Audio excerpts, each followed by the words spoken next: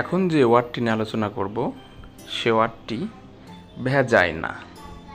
Vagina শব্দের অর্থ যোনি, স্ত্রী জননেন্দ্রিয়, ভগ, যোনিনালী। সমার্থক শব্দ: pussy, beauty, source, sack, godhead, divinity. Sentence: vagina is the female sexual organ. যোনি হলো নারীর যৌন অঙ্গ।